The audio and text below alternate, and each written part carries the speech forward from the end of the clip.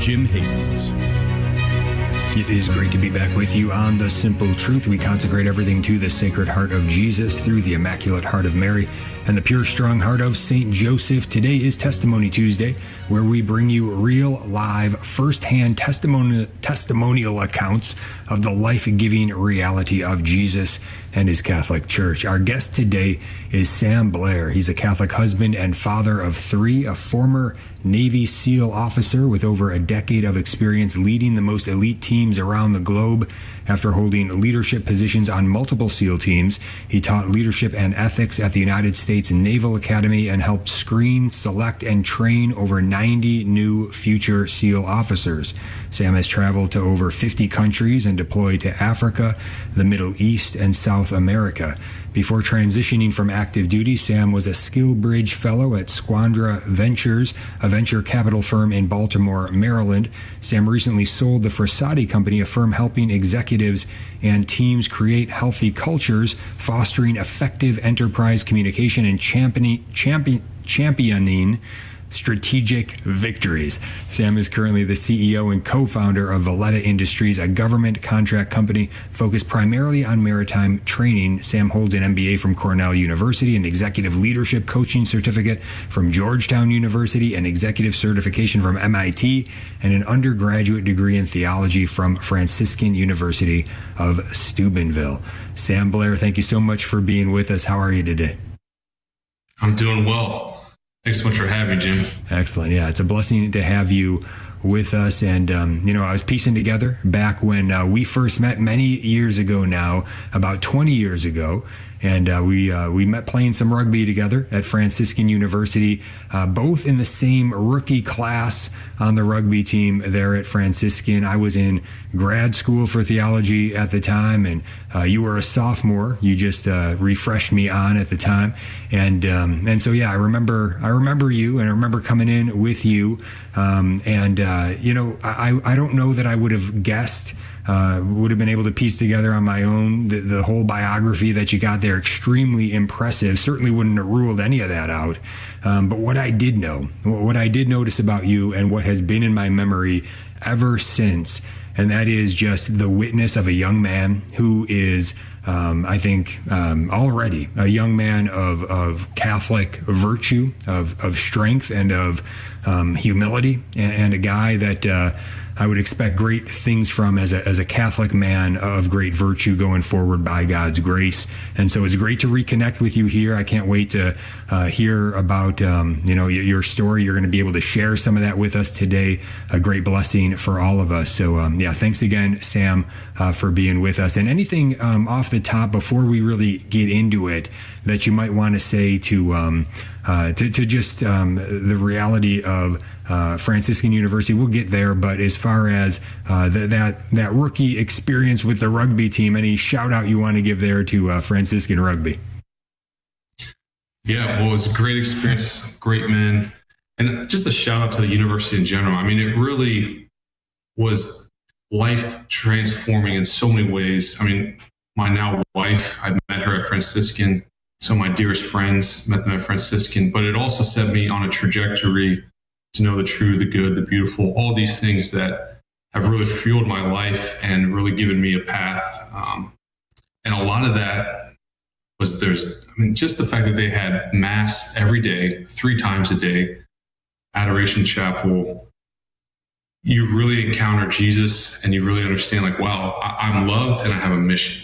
And I couldn't ask for anything. And on top of that, the education was top notch. So what a gift. Mm-hmm. Yeah, what a blessing. All right, Sam Blair is here with us. So we always begin at the beginning. Childhood, what was your early life like? Your family, the culture that you grew up in? Yeah. So I grew up in a military family. I'll take it all back to Jump Street. So both of my grandfathers were military officers. My dad, he went to the Naval Academy. He was a Marine pilot. And we grew up moving around a decent amount. My dad got out of the Marines when I was a young boy, got in with the airlines, and then we continued to move around a lot. I'm the oldest of 4, and my siblings and I are relatively close. I think a lot of that has to do with all the moves we did as a young family. But we ultimately settled in a small town outside of San Diego, where my mother grew up. It's a Navy town called Coronado, California. And that's actually where the SEALs trained. So as a kid, I saw that, wanted to aspire to be a SEAL. That was always in the back of my brain. But I think every boy in Coronado wanted to be a SEAL.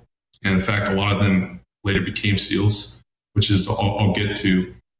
But I was surrounded by virtuous parents. My mother was a convert and just had a great fire in her chest and love for the Lord, for the church. And I remember around probably fourth grade, they prioritized school. We went to a parochial school, a local Catholic school, and I would see my mom at daily mass. And my first instinct was like, "You don't have to be here. Get out. I have to," thinking I was trying to be helpful.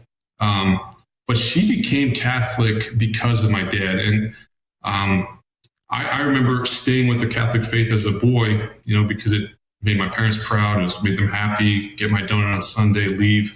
But they showed me what it meant to be faithful. They were loving. There was an element of what right like in the home.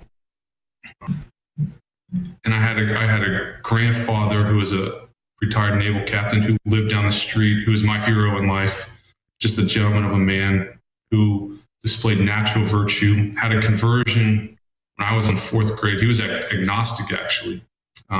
Came into the faith. My grandmother as well. Both of them later became daily communicants, so I'd see them at daily mass. So I was like, wow, there's something to this. And I remember my mother and dad telling me, hey, when you go to high school, we're actually going to the local public high school. And I think that concerned my mom. A lot of that had to do with money and the fact that they didn't want to commute. There's other kids in the family, so we could walk to school.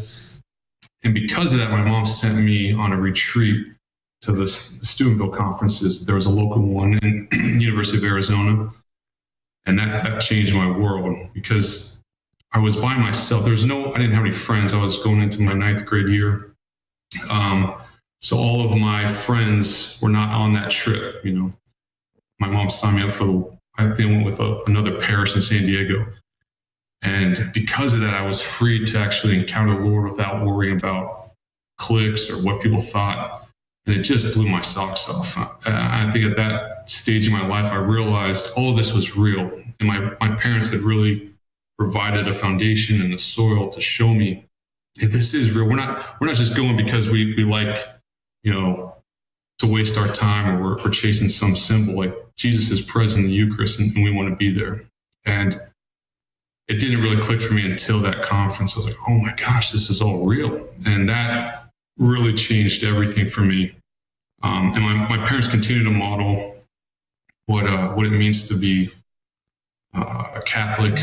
And then they sent me to Franciscan. I was able to, go there and again, just continue to fall more in love with the church, the faith, and our Lord, the triune God. So a little bit there. I don't know. I can unpack some of that. Let me just hop in with a quick question here, and that is, so that moment that you describe at the Steubenville conference, that moment where it clicks, where the lights go on, it's like, this is all real, right? Jesus and his Catholic Church, this is the real deal. I had an experience like that myself, and I know that changes everything going forward. For you, the sacrament of confirmation, did that come for you, were you confirmed before that or after that? And anything that you want to share as far as then going forward with that conviction and any sort of trials, persecutions, anything that you had to endure as a young person going forward in high school? Yeah. So I actually was confirmed 2 years later. And a quick story on that. Our parish did not have a youth group. It was kind of an older retirement community. There were some young families, but there was a non-existent youth group. And there was this lady, her name was Peggy Smizek, and just an absolute pillar in the community and certainly in my life. She saw the vacancy and the need for a youth group. And she might have been late 50s at the time. I think her kids were in college, and she lamented the fact that they didn't have a youth group.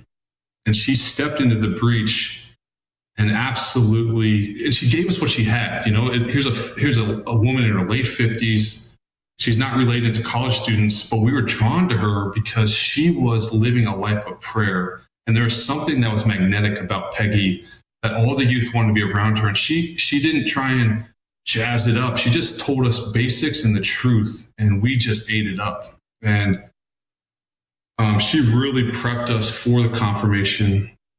And that was a vibrant youth group because of her. And I just love that, because if you're tying into prayer, man, and the Lord summons you and you're an apostolate, boom, attractive, game-changing. Mm-hmm. Yeah, Sam Blair is with us, and he's going to be with us when we come back. Make sure to stay tuned and share this episode, especially with the young people in your midst, especially the young guys that you know. We have a deficit of role models for young men. I think we've got a great one here today that you want to draw some attention towards for those young men in your midst and the older men in your midst as well. So very blessed to have Sam Blair with us. He'll be back when we get back. And if you haven't had that conviction yet, that this is all real, Jesus and his Catholic Church, pray to ask God to show you, to give you that conviction, to help you to see. We're going to be right back. Stay tuned. You can listen to any of our network-produced programs at your convenience, wherever you enjoy podcasts. Hear a powerful sermon you need to share with a loved one? Maybe there's a guest or teaching segment that deserves another listen. You can find all of our shows on Apple Podcasts, Stitcher, Spotify, Google Podcasts, our website, and the free iCatholic Radio app. Be uplifted in your faith. Listen today at thestationofthecross.com or on your favorite podcasting platform. Are you ready to take on the world of flesh and the devil with just the facts? This is Jesse Romero, host of Jesus 911, heard weekdays at 2 p.m. Eastern. I'm joined each day by a variety of co-hosts like Ruben Nava, Paul Clay, Dan Schneider, and my amazing wife, Anita Romero. We tackle Catholic devotions, spiritual warfare, family life, saving America, and everything in between. Join us each weekday at 2 p.m. Eastern, 11 a.m. Pacific for Jesus 911. God bless you. Keep the faith. Each weekday from 10 to 11 a.m. Eastern, the Station of the Cross brings you Mother Miriam Live. It is Christ's church. He will build it. The gates of hell will not prevail against it. But it's time for us, the remnant, to step up and do everything we can. Tune in from 10 to 11 a.m. Eastern for Mother Miriam Live on the Station of the Cross and our free iCatholic Radio mobile app. Joe McLean here, host of A Catholic Take, heard on the Station of the Cross each weekday morning at 7 a.m. Eastern. A bold synthesis of information and inspiration, keeping you up to date on the news and issues that you may have missed from a courageous Catholic perspective. That's A Catholic Take, weekday morning, 7 a.m. right here on the Station of the Cross and the free iCatholic Radio mobile app. Download it today. God love you.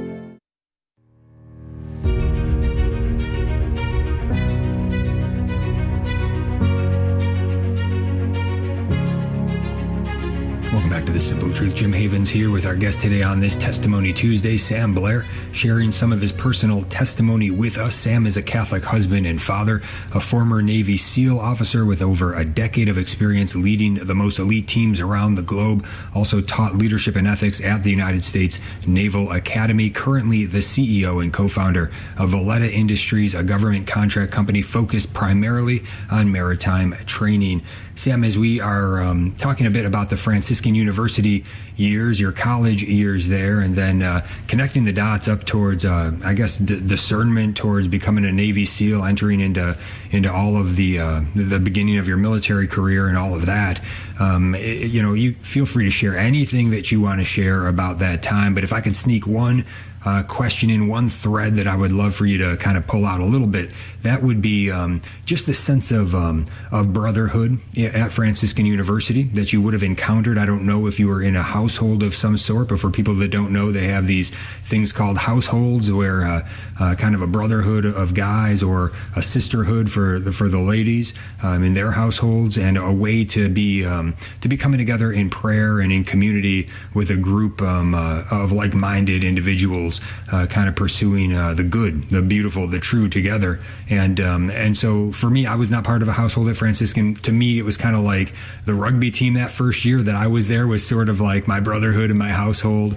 And then I played a little baseball the next year, and then my third year there was all studies. But what was the experience for you? Were you part of a household? What was the brotherhood like? And then, as you go forward, I'd love to kind of keep that thread going. If you can kind of share a little bit more about the brotherhood that you encountered going forward into your military career. Go ahead. Sure. So just kind of connected the dots here. My confirmation sponsor was St. Maximilian Kolbe. Big fan of his, counted his life, like, wow.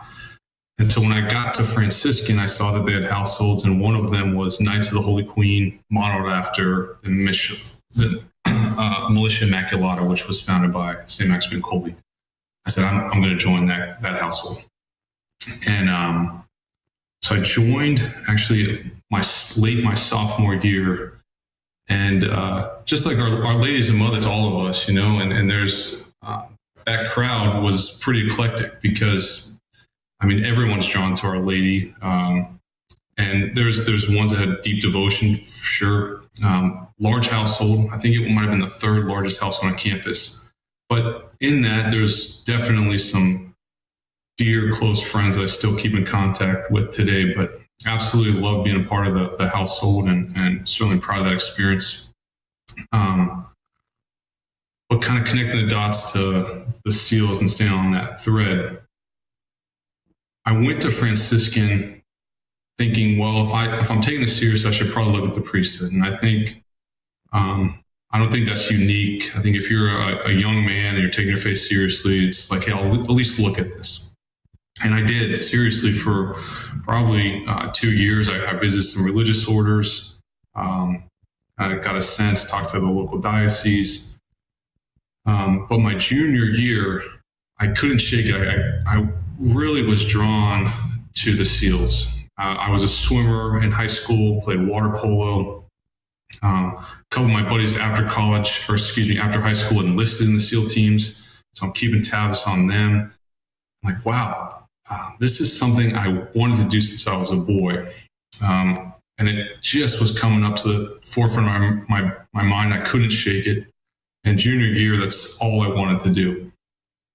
And senior year, my now wife transferred from Auburn to Franciscan her senior year. My senior year, my wife is stunning. She's beautiful, and just absolutely threw me for a loop. I was like, who?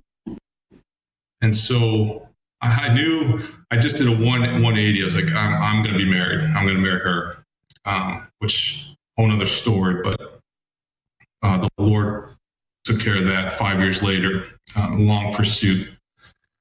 But trying to figure out what am I supposed to do in life? My senior year, I really didn't do internships. I just go back to San Diego as a beach lifeguard, save some cash, don't pay for school. A lot of my buddies are doing these business internships. I'm like, man, I honestly don't know what I want to do. Or what I didn't feel like I set myself up for success. I knew what I wanted to do though. And I just didn't know how to open that door. And I remembered a story about St. Maximilian Kolbe where he was discerning. I think his mother had reprimanded him or something, and she had voiced, what am I going to do with you? And he took that seriously, and he took that to prayer, like, Lord, what are you going to do with me? And there's a story that Our Lady appeared to him and had 2 crowns, said, hey, I'd offer you martyrdom or the crown of being a virgin for the kingdom. And he said, I want both. And he, as the story goes, he did get both. He became a Franciscan and later a martyr in Auschwitz. And I remember going to the grotto at Franciscan. There's a statue of Our Lady behind the Adoration Chapel. And it was late at night on a college campus. And it's probably being over dramatic, but I put my hand on my chin, like sat on this bench facing Our Lady, and like, what are you going to do with me? And as I was looking down, I'm not kidding you, Jim, like there is this toy soldier of a special forces soldier, like, this big, literally at my feet, between my left and right foot, just laying there on the ground. And I was like, oh my gosh, because that's what I wanted to do, but I didn't think that the Lord wanted that. If you go to Franciscan, you're usually going to become a teacher, a catechetics, or a nurse, maybe a doctor, philosopher, but not a Navy SEAL, And I was like, wow, something about that experience, it was personal, it was real. And it was exactly what I was thinking. I was like, why is this special forces soldier on a college campus, and how is it here? Anyways, I still have that soldier. My boys want it. I'm like, no, this is mine. And so after college, I had some stuff already lined up, which was I was a deckhand on an Alaskan fishing vessel up in the Bristol Bay, and then I did some work with the Missions of Charity in Ethiopia, which furthered the catalyst. Like, oh my gosh, like I saw this suffering. I couldn't believe what some of these orphaned children had went through. Some of it, they were in this vicious cycle where they had been mutilated, put on the streets to beg, taken back inside, given food in the evenings, and then the next day, they'd go out to beg, and people were benefiting from their suffering until the sisters got a hold of them. And it was hard to process that as a young man. Like, what? Who's doing this to these kids? And just that sense of wanting to do something to stem that injustice, on top of feeling like I had natural gifts in the maritime domain, drawn to the military lifestyle with my grandfathers and my dad modeling that, hey, this is viable. And I went for it. And when I went home, I still didn't think I could be a SEAL officer. I thought maybe I could be a Marine officer because my dad did it. I could do it. There's more Marine officers than there are SEAL officers. I also thought maybe I could enlist in the SEAL teams. But to be a SEAL officer at that time, you had to go to Harvard 4.0, have a pilot's license, speak Arabic. I wasn't knocking on any of those doors. And I went to this retreat put on by this order in Argentina called Milis Christi. And I was invited by a man in my parish. I said, yeah, I'll go. And I was discerning these three things. And at that time, my buddies had also reached out that I graduated, and they were living in Colorado. Like, hey, come ski with us for the winter. As well, so I'm discerning going out to Colorado, being a Marine officer, maybe enlisting the SEALs. And this is a caveat, Jim, but when I got back from Africa, when all this is transpiring before the retreat, my girlfriend, now wife, had broken up with me as well. And I'm paying off my parish debt, who had sponsored the trip to Ethiopia, and I'm a janitor. I had also gotten bed bugs out in Africa, helping. And so I came back. I had to be hospitalized. So I'm skinny. I'm a janitor. My girlfriend broke up with me, and I have no direction in life. So I'm really spinning. I go on this retreat, and it's a 4-day silent retreat. And the third day in, this old Argentinian priest who I'd never met, hadn't shared any of this with him, he gets up during an hour of adoration, and he says, "What does the Lord want from you in your life?" And I remember being cynical, like, I'm trying to figure it out, man. So maybe you could just sit down so I could listen to the Lord. And there's probably 100 men, all of them 50 and above. And then there's this 22-year-old guy.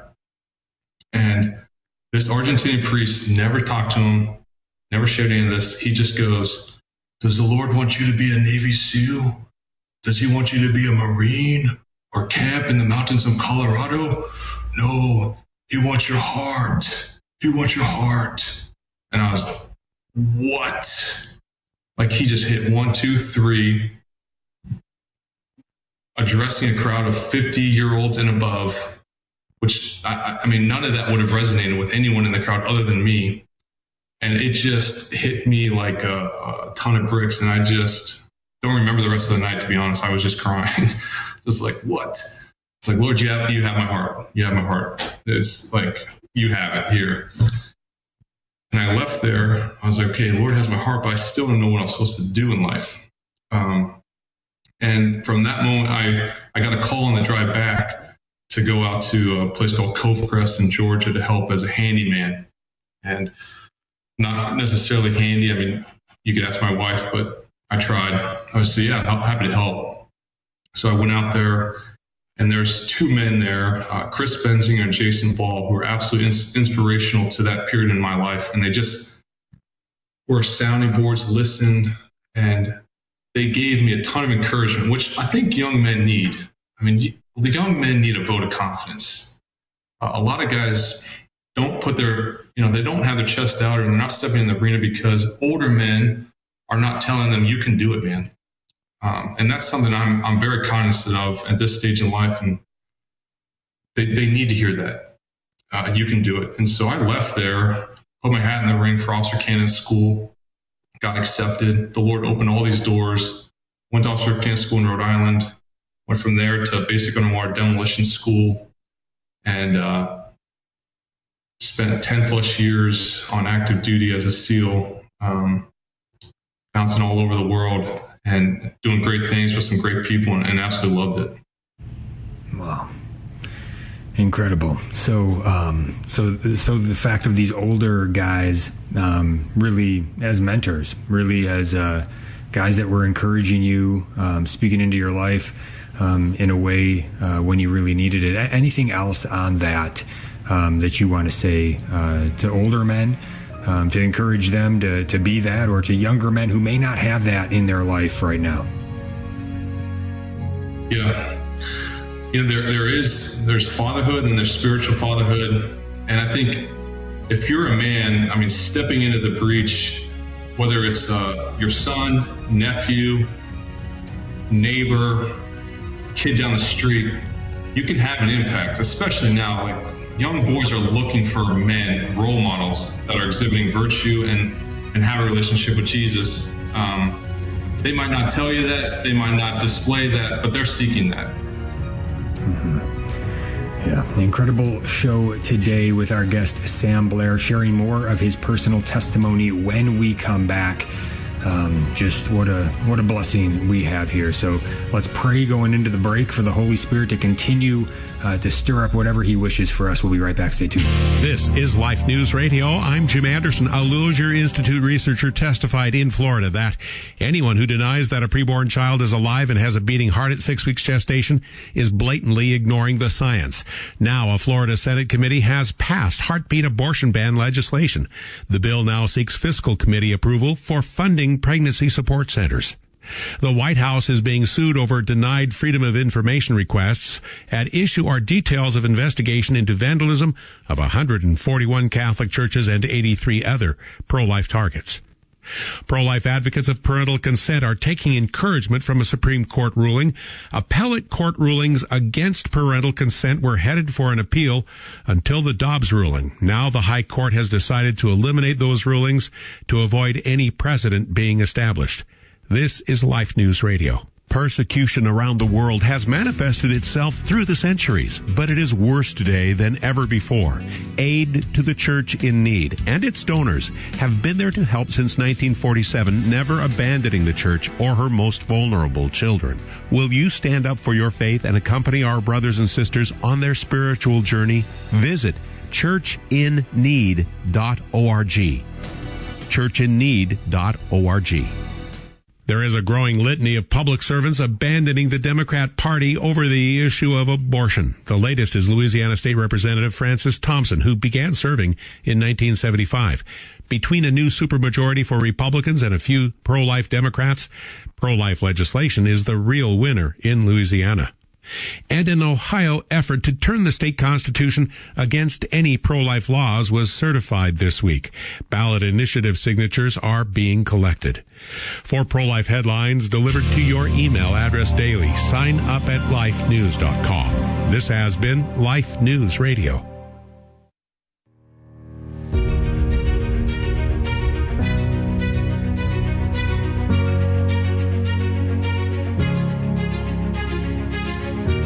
The Simple Truth. Jim Havens here with our guest today, Sam Blair, on Holy Ground here with Sam as he shares some of his personal testimony with us.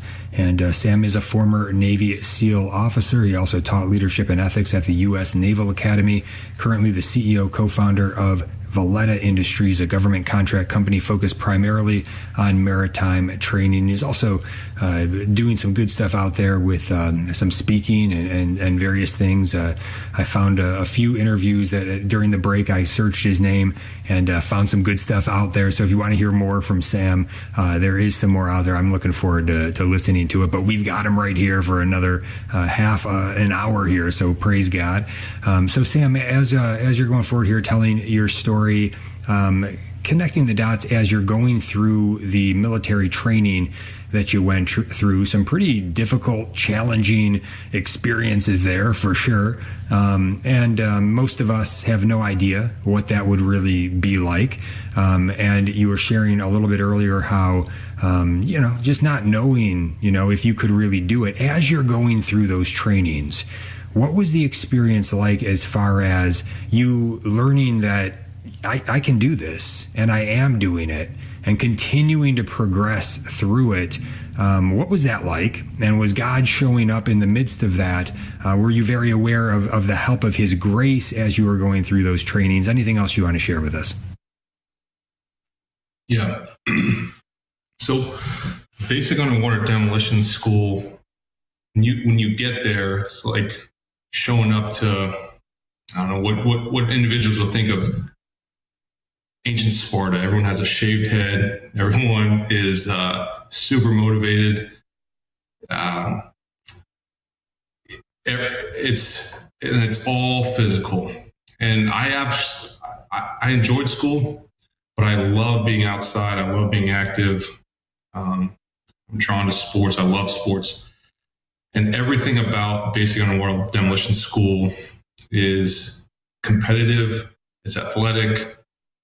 And it's about being a good teammate because it's a SEAL teams. So everything, let me back up. Majority of the evolutions are team-based. You have your individual runs, swim times, obstacle course that you have to hit a certain time, and it gets faster and harder as you progress, and the limits the standards get, more rigorous.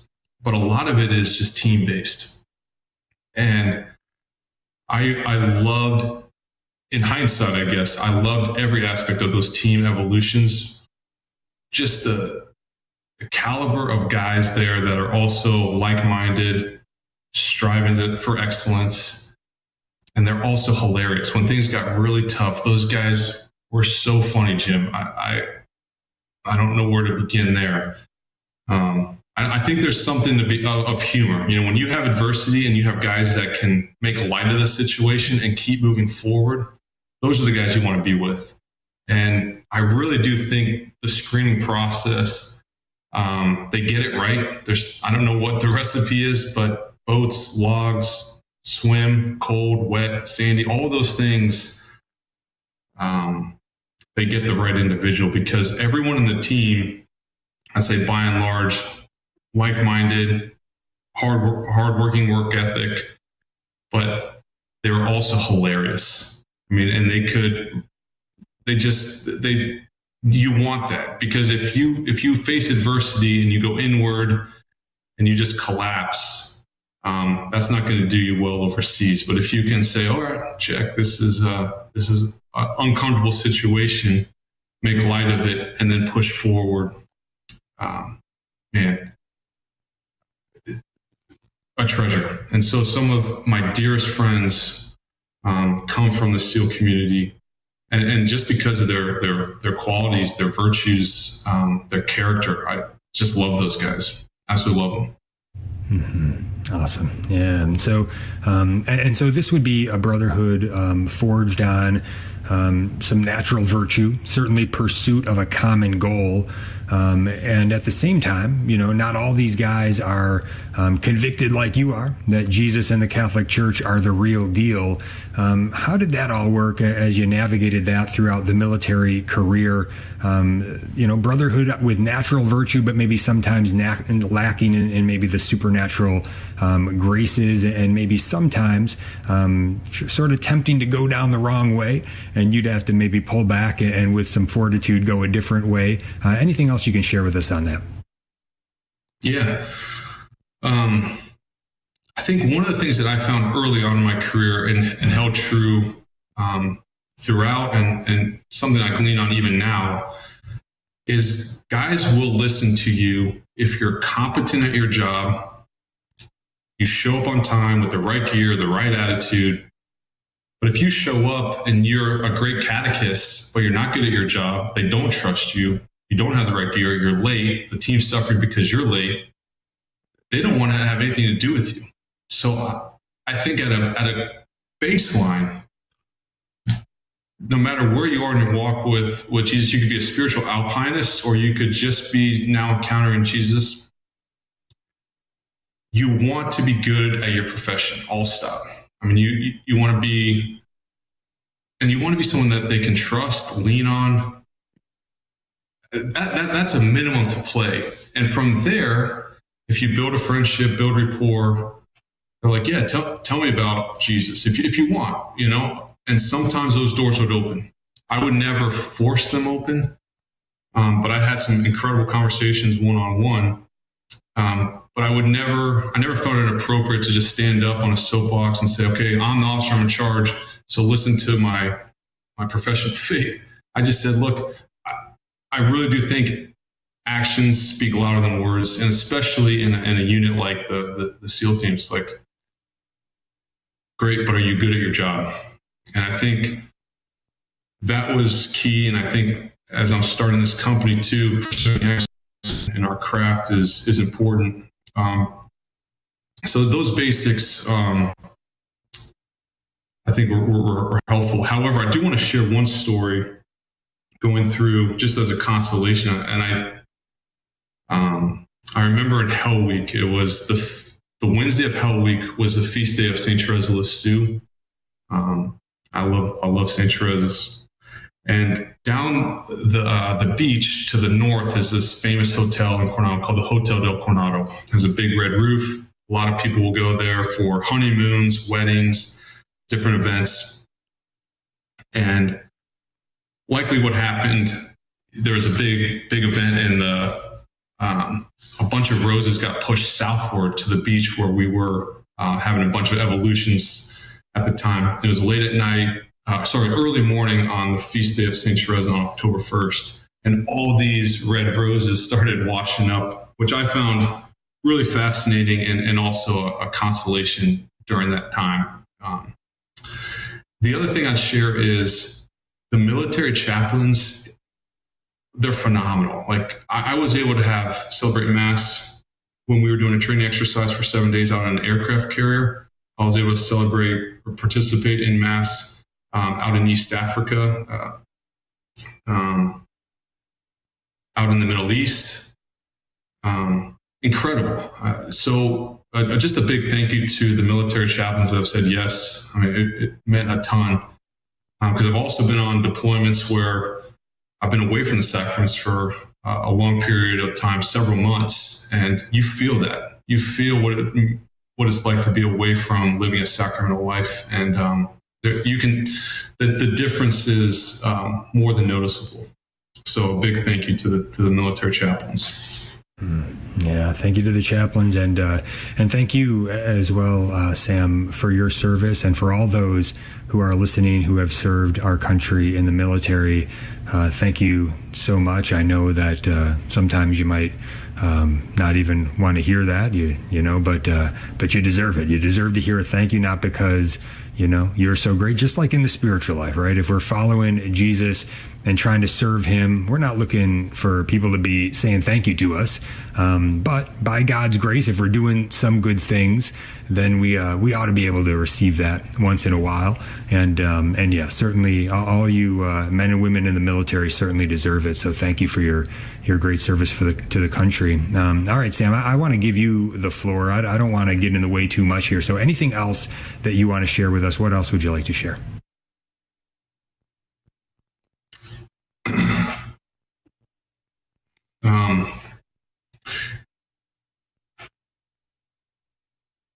There's so much. At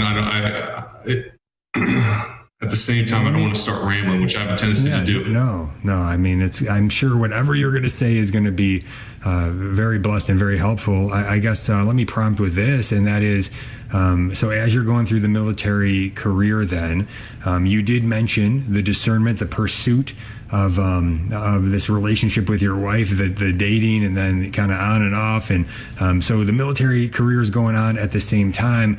Anything that you want to say about that could be helpful, maybe to young people that are listening, in terms of that's a big discernment to go through. And when it doesn't seem to be as smooth as we would like it to be, or maybe as immediate as we would like it to be, that can be difficult. That can be a great trial.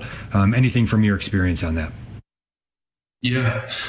And I think this ties into one of the questions you asked about maybe going too far and having the fortitude to come back. So before I get there, to kind of bring that circle all the way to its close, I kept contact with my now wife, and I'd reach out to her occasionally via social media at the time. And I remember her reaching back out like, "Stop contacting me. We broke up." It's like Wayne's World. Like we broke up 6 months ago. And although it had been 4 years ago, she's like, "Please stop contacting me." I was like, "I just wanted to see how you're doing." But long story short, she ended up taking a job up in DC, and I was stationed on the East Coast. I was at my second SEAL team at the time. And there was just an openness. I just reached out. I was thinking about her, and she had responded. Probably sounds like a creep, I guess, how I'm telling this story.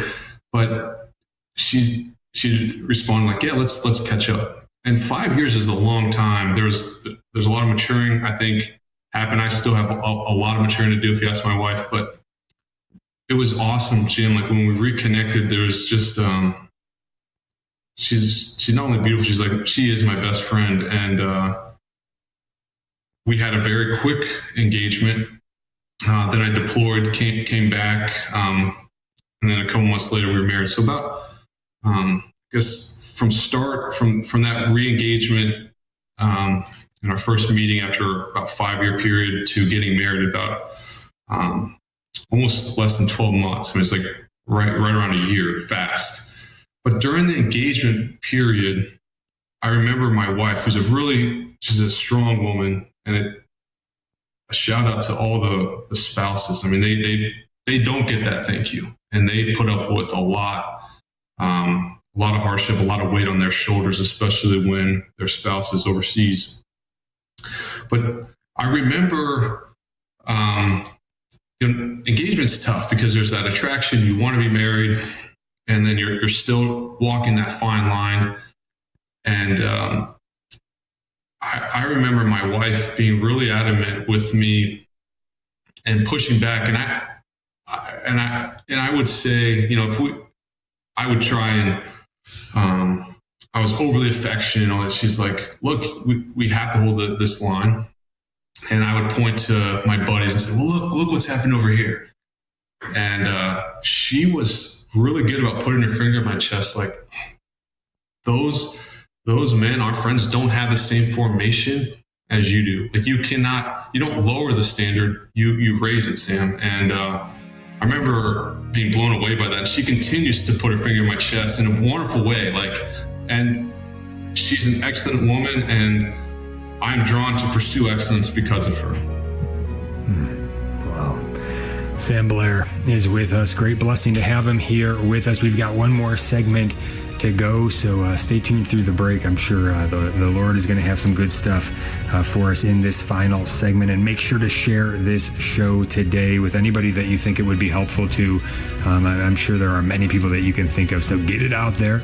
And one last thing based on what Sam was saying there at the end, I just think of our Blessed Mother, maybe sticking her finger in our chest from time to time and saying, raise the bar, look to my son, raise the bar. All right, so maybe we can receive some of that correction, some of that encouragement as we go forward here today. God bless you.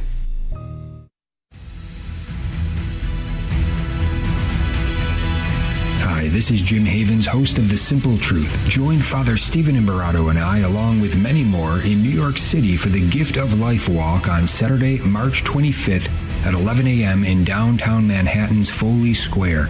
We invite everyone to come walk with us behind the Men's March banner in this great opportunity to stand up together for the least of these on the Feast of the Annunciation, which is also the Day of the Unborn Child.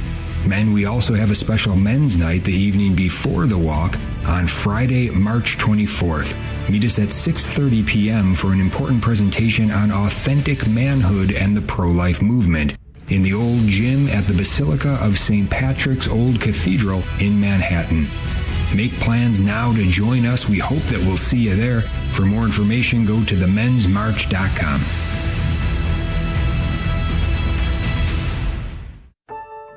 It's okay for Lent to be a struggle.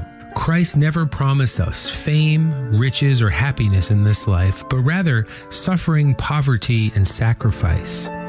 The desert of Lent helps us discern the need for God. We must realize, in most cases, the desert is more of a path than it is a place for us to live. If we follow in the path of Christ, that is, in his way of the cross, we find not a crown of gold, but a crown of thorns. We must first die if we wish to be reborn. Moses and the Israelites wandered in the desert for 40 years, and Jesus fasted and was tempted in the desert for 40 days. The 40 days of Lent are a time of trial and purification.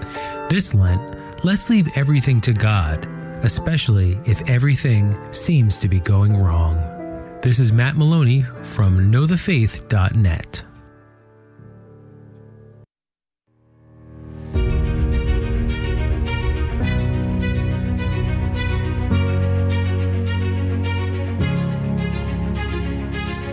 The Simple Truth. Jim Havens here. Testimony Tuesday with our guest, Sam Blair, Catholic husband and father, former Navy SEAL officer, taught leadership and ethics at the U.S. Naval Academy, currently CEO and co-founder of Valletta Industries, a government contract company focused primarily on maritime training. Final segment here. Down the stretch we come. Sam, the floor is yours. Anything else that you want to share with us? Go for it.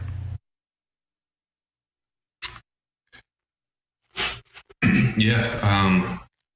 One thing I'd share, I think when I look back on the time and the teams, I think, wow, that was what a gift, an incredible opportunity on so many fronts, a lot of great friends because of it. One of the things that I like to share is my last tour, which was at the Naval Academy. So I'd gone from couple different SEAL teams, and now I was doing what's called a short tour, and an outstanding one. Doesn't get much better in my book. Teaching the next generation.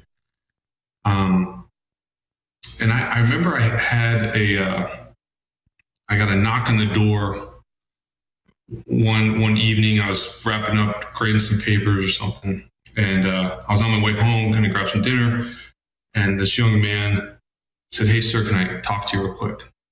And I really didn't want to talk. I was like, I want to get home. I want to be with my kids. I want to be with my wife. I said, yeah, have a seat. And he sat down and just right out, he's like, hey, I got my girlfriend pregnant. I said, oh, all right. We talked through that. And as we were talking, I found out his girlfriend was also a midshipman. So the reason I bring that up is if you're pregnant as a midshipman, one, it's you can't be. There's no dependence as a midshipman. So you either have to get out of the Naval Academy or have an abortion. So it's binary. And I said, oh. So then the whole conversation took a really serious turn for me. I said, all right, is there any way you and your girlfriend can come over and maybe grab some coffee later tonight at our house? So they were able to do that. And I had probably like 10 minutes to prep my wife what was happening. I was like, hey, real quick, we got 2 midshipmen coming over. She's like, whoa, okay. So they sat down, told the story. And I think, so the girl who in my book now is one of the strongest woman that I've met to date. And that's saying something because my wife is very strong. My mother is very strong. This woman she's in like the hero category in my book. She grew up in an agnostic family. Her mother had a couple abortions, was told, hey, if this happens, have an abortion. Doesn't have a foundation of faith, and had gone to the clinic a couple times and walked out. And my wife's like, we're going to adopt. I said, I don't even know if they want to keep the baby. The whole landscape was pretty messy. And so we got the Dominican Sisters of Life on the phone. We got some other religious orders on some intercessory prayer. And she ended up leaving the Naval Academy, lived with us for a semester, had the baby. And then the young man came in, watched the baby. She went back, and then the mother, his mother, was able to move in into Annapolis, Maryland, where the academy is located, and watch the baby. And they were both able to go back to the Naval Academy, graduate. They're now married. I'm fast forwarding a lot of details here, but as I look back, Jim, on like the hardships of the pipeline to get through SEAL training, the different deployments, being away from my family, missing birthdays, missing holidays. If I was to summarize and go through all that hardship again for that one life, I honestly think that was probably the pinnacle of my career. I did some great things in the military, but I look back and I wanted to be this big bad frog man. But that was probably the most impactful thing I did in my military career, was just say, just be somewhat of a shield, provide some hope, just say, hey, it doesn't have to be binary. You don't have to be forced into a corner here. Against all odds, that young lady who's now a Marine officer, her husband's a Marine officer, they are just an incredible inspiration to me. And gosh, I'm just such a gift. And again, like, just sometimes your faith, like, it's just being present, like just saying, just raising your hand, like, yeah, Lord, use me. And I know any one of my buddies at Franciscan would have done that. There's nothing special there, but I feel like the Lord can use all of us in our access and placement, in our work, in our station in life, in our vocation. I think it's just a matter of being docile to the Holy Spirit, and having a prayer life, so you know when to respond. Say, yeah, let's do it. And it was interesting because there was an investigation that happened too right after. So I was like, gosh, because there's a midshipman living at my house, so there's that reputation. All of that got cleared out and came out smelling like roses. But just there's nonsense involved sometimes when you want to do a good thing. But I would share, I guess, to summarize, that was the pinnacle of my military career. Yeah, beautiful. Yeah, a couple things. Number one is that think back to that moment on that retreat where you give them your heart, right? And then the fruit of that coming out there, and that's for all of us. Can we give him our hearts and let him have his way in us and through us?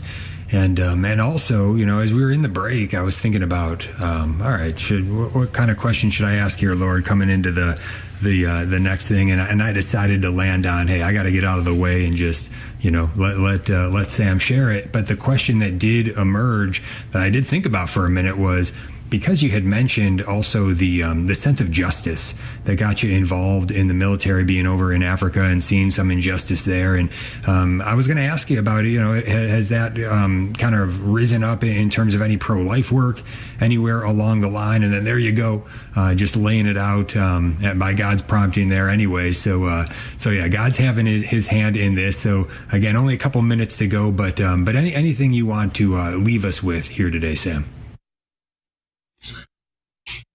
I guess it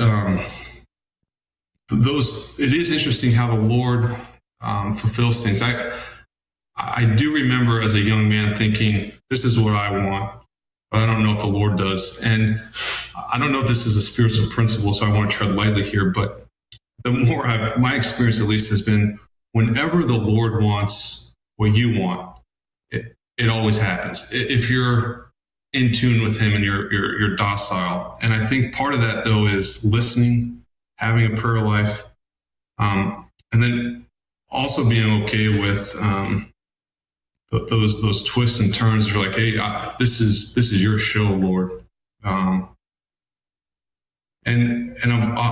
it's just been an absolute adventure. And there's also been humbling moments too, where I forget that lesson. I just, hey, Lord, here's the beer. Watch me, and just fall on your face. He's like, all right, you ready to collaborate? You ready to do this together now? I'm like, yeah. And so relearning those lessons too, it's not a one and done. It's a journey. It's a pilgrimage, but he wants to collaborate with us in our mission. Yeah, incredible. Yeah, what a blessing to have Sam Blair with us. Thank you so much for being here with us today, Sam. And just want to encourage you to, keep going, keep raising that hand, letting the Lord use you. And thanks for saying yes to come on here today and share some of your story. But yeah, powerful stuff. So just want to affirm how the Lord is using you in speaking and sharing what you're sharing. And I'm sure many people out there might have a testimony from today in the graces that they've received. If you do, go ahead and send me an email. Let me know, jimh@thestationofthecross.com. God bless you.